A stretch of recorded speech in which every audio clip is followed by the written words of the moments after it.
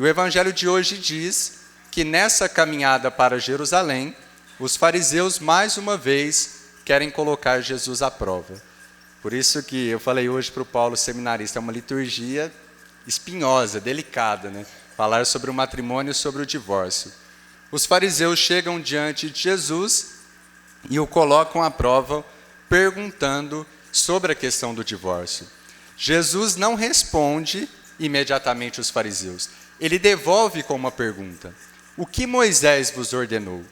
Eles disseram: olha, Moisés permitiu que um homem escrevesse uma certidão de divórcio e despedisse a sua mulher.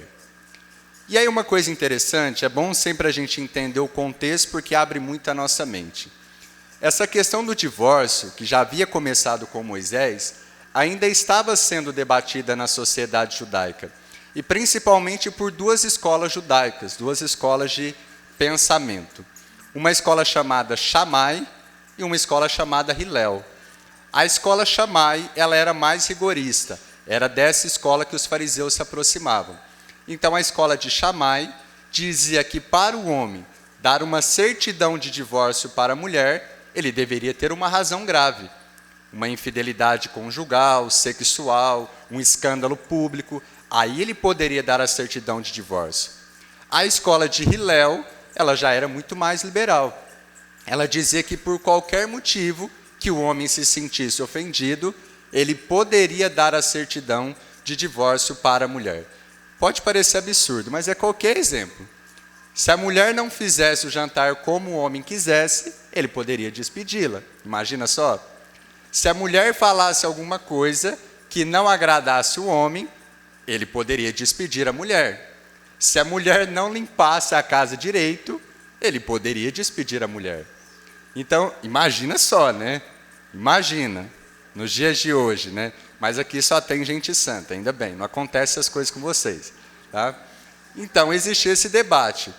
E aí é interessante, eu estava lendo uma referência explicando isso.